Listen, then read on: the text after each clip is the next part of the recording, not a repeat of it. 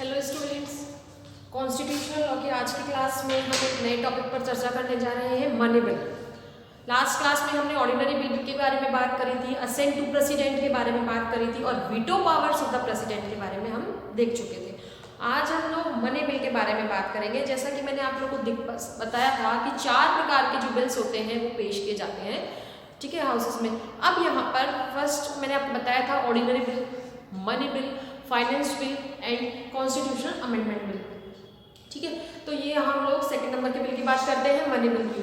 आज हम लोग देखेंगे कि मनी बिल में क्या क्या चीज़ें शामिल होती हैं, ठीक है। मनी बिल की क्या डेफिनेशन दी गई है कॉन्स्टिट्यूशन में, ठीक है। ई कंटेंट मैंने आपको आपके ग्रुप पे प्रोवाइड करवा दिया है, उसमें मैंने क्लियरली पूरे अच्छे से पूरा एक्सप्लेन करके आपको उसमें बताया है। साथ के साथ आप ई कंटेंट लेकर बैठे। इसके अलावा अगर आप ई कंटेंट लेकर नहीं बैठ रहे हैं तो आप अपना कॉन्स्टिट्यूशन का बेर एक्ट खोलकर बैठें, ताकि आपको क्लियरली समझ में आए और जो भी इंपॉर्टेंट पॉइंट्स हैं वो आप अलग से नोट कर लें। साथ के साथ आर्टिकल 110 जिसके बारे में हम पढ़ने वाले हैं उस पर अंडरलाइन करते जाएं कीवर्ड्स पर कि क्या क्या कंसिस्ट करता है money bill. Clear? So now start. सबसे पहले हम धन विधेयक के बारे में बात करेंगे। ध्यान रखने की बात यह है कि आर्टिकल 110 इज वेरी इंपॉर्टेंट। क्यों आर्टिकल 110 इंपॉर्टेंट क्यों है?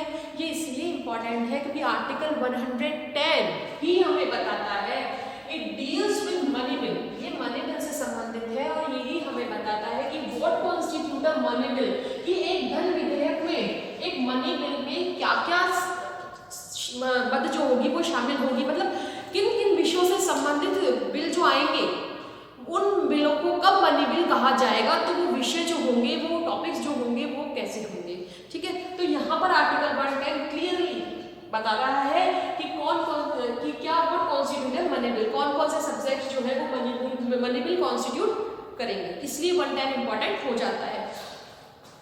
अब आर्टिकल 110 जो है आपके काफी सारे वेरियस सब्जेक्ट्स, इसमें 5-6 सब्जेक्ट्स आपके लिखे हुए हैं कि ये जो ये मनी बिल है, ये मनी बिल माने जाएंगे, ये बिल मनी बिल माना जाएगा। एक इम्पॉर्टेंट बात आप जो अपने ध्यान रखिए वो ये है कि कोई भी बिल जो मनी से संबंधित है, मतलब ऐसा नहीं है कि सारे मनी बिल या सभी के सब जो भी धन से संबंधित है वो सारे के सारे मनी बिल होंगे, वो फाइनेंस बिल भी हो सकते हैं भाई। इसीलिए पर्टिकुलरली 110 में केवल मनी बिल को डिफाइन किया गया है। तो आप केवल वो पॉइंट्स जो आर्टिकल 110 में है, केवल उन पॉइंट्स को ध्यान में रखें, वही जो है वही केवल क्या होंगे, मनी बिल होंगे, ठीक है। जरूरी नहीं है कि वो हर धन से संबंधित, हर फाइनेंस से संबंधित जो बिल है वो मनी बिल हो। अभी हम आगे भी इस पर चर्चा करेंगे। तो अब देखो आर्टिकल 110 में दिए गए उन कुछ इंपॉर्टेंट पॉइंट्स के बारे में।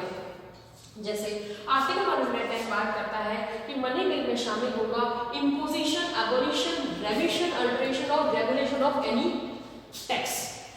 सबसे पहला पॉइंट किसकी बात करता है? कर की बात करता है, ठीक है ना, किसी टैक्स से संबंधित। तो टैक्स को मान लीजिए इम्पोज करना, लगाना है ना, टैक्स को इम्पोज कर रहे हैं, अबॉलिश कर रहे हैं, किसी टैक्स की समाप्ति की जा रही है, रेमिशन किया जा रहा है, उसको माफ किया जा रहा है, या फिर अल्टरेशन, उस टैक्स में किसी प्रकार का कोई चेंजेस किया जा रहा है, या उसका रेगुलेशन, उसके विनियमन से संबंधित कोई प्रोसेस या कोई बिल लाया जा रहा है, तो टैक्स से संबंधित जितने बिल होंगे वो क्या माने जाएंगे? यहाँ पर मनी बिल माने जाएंगे। अब ध्यान रखने की बात यह है, हम किसकी बात कर रहे हैं, किस लेवल के टैक्स की बात कर रहे हैं? हम बात कर रहे हैं ओनली सेंट्रल और स्टेट लेवल पर लगाए जाने वाले टैक्स की, not local level. Local level पर जो टैक्स वसूल किया जाएगा या उससे संबंधित जो बिल होंगे हम उसकी बात नहीं कर रहे हैं। हम बात कर रहे हैं केवल सेंट्रल लेवल और स्टेट लेवल पर लगाए जाने वाले, इम्पोज किए जाने वाले जो भी एडिशन, रिमिशन, अल्टरेशन जो भी किए जाने वाले टैक्सेस से संबंधित बिलों के बारे में। लोकल लेवल पर हम बात नहीं कर रहे। लोकल लेवल पर कोई टैक्स इम्पोज किया जाता है, अल्टर किया जाता है, एडिशन किया जाता है, रिमिशन किया जाता है, तो वो यहाँ पर मनी बिल नहीं होंगे। क्लियरली आप इस बात को ध्यान में रखिए। नेक्स्ट में बात करता है ये custody of contingency and consolidated funds of India.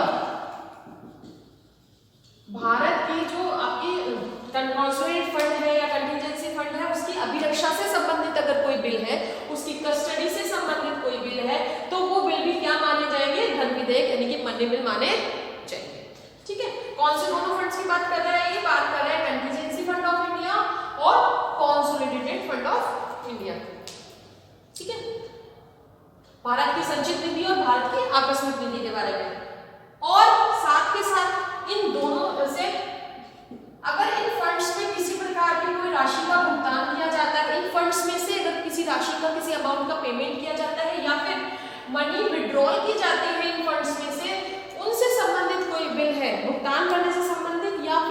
धन का आहरण करने से संबंधित, विड्रॉल करने से संबंधित, तो वहां पर ऐसी कंडीशन में भी वो बिल मनी बिल माने जाएंगे।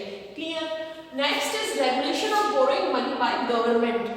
अगर मान लीजिए सरकार को, भारत सरकार को अगर कहीं से पैसा बोरो करना है और उससे संबंधित कोई बिल आया तो वो बिल क्या माना जाएगा? मनी बिल माना जाएगा। पैसा बोरो करना है लाइक जैसे आरबीआई से करना है ना, या किसी फाइनेंशियल इंस्टीट्यूशन से, तो इस तरीके से कोई अगर गवर्नमेंट को मनी बोरो करनी है और उससे संबंधित बिल है तो वो क्या होगा? मनी बिल होगा। Next, appropriations of money out of the consolidated fund. अगर कंसोलिडेटेड फंड ऑफ इंडिया से पैसे का विनियोग करना है, इन्वेस्टमेंट करना है, एप्रोप्रिएट करना है मनी को, उसका विनियोग करना है, तो उससे संबंधित जो बिल होगा वो भी क्या माना जाएगा? आपका मनी बिल माना जाएगा। ठीक है। फिर बात करते हैं receipt of money in public account और कंसोलिडेटेड फंड। अगर पब्लिक अकाउंट ऑफ इंडिया में या फिर कंसोलिडेटेड फंड ऑफ इंडिया में किसी प्रकार की कोई मनी आई है, ठीक है ना, किसी प्रकार का कोई पैसा उसमें जुड़ा है, तो उससे संबंधित जो बिल है वो भी क्या माना जाएगा? आपका मनी बिल माना जाएगा। तो इस तरह से सो ऑन 2-4 आपको 5 कंडीशन इस तरह से दे रखी है। ये आपको कीवर्ड्स पे, आप जैसे मैंने कीवर्ड्स लिखे हैं यहाँ पर, केवल ई कंटेंट में मैंने आपको पूरा उसको अच्छे से क्लियर करके बता दिया। यहाँ पर आप कीवर्ड्स को याद रखिए फिंगर टिप्स पर कि ये चीजें जो होगी वो आपकी मनी बिल होगी। और ये बात भी ध्यान रखिए, ओनली एट द सेंट्रल और state level, not at local level. ठीक है। फिर इसके बाद हम बात करते हैं कुछ इंपॉर्टेंट मनी बिल से संबंधित। ये तो हो गया हमारा आर्टिकल 110 की, ये छोटी सी बात जो है डिफाइन करते हैं। फिर बात आती है a bill providing for imposition of fines and penalties is not a money bill. ध्यान रखिए, कोई भी ऐसा बिल जो कि किसी प्रकार की फाइन या पेनल्टी को इम्पोज करता है, किसी प्रकार का जुर्माना या शास्ति लगाता है, वो बिल जो है वो मनी बिल नहीं होगा। क्लियर हो गई बात? तो दो चीजें हमको क्या ध्यान रखनी है, दोनों चीजें क्या नहीं होगी, एक तो लोकल लेवल पर लगाया गया कर या जो भी चेंजेस किए गए, इम्पोजिशन, एमिशन, अल्ट्रेशन एटसेट्रा, और एक वो बिल नहीं होगा जो किसी प्रकार की फाइन्स या पेनल्टीज इम्पोज करता है, that is not a money bill. Clear? फिर बात आती है, अगर मान लीजिए ये क्वेश्चन अराइज होता है, आगे 110 क्या कहता है कि अगर ये क्वेश्चन अराइज होता है, डिस्प्यूट अराइज हो गया, मान लीजिए विवाद हो गया इस मुद्दे पर कि कोई बिल जो लोकसभा में लाया गया है ना, कोई हम पढ़ेंगे कि मनी बिल केवल कहाँ इंट्रोड्यूस होता है? लोकसभा में होता है ना, आगे बताऊंगी मैं आपको। तो कोई भी मनी बिल जो है, कोई भी बिल जो लाया गया लोकसभा में, उस पर डिस्प्यूट अराइज हो जाता है इस बात का कि whether it is a money bill or not, कि वो मनी बिल है या नहीं, वो धन विधेयक है या नहीं। तो यहाँ पर आर्टिकल 110 क्या बताता है हमें? Speaker of Lok Sabha decision will be final की एट दैट टाइम। इस समय क्या होगा कि जब भी कोई डिस्प्यूट अराइज होगा, उस डिस्प्यूट पर लोकसभा के स्पीकर का जो डिसीजन होगा वो क्या होगा? फाइनल होगा।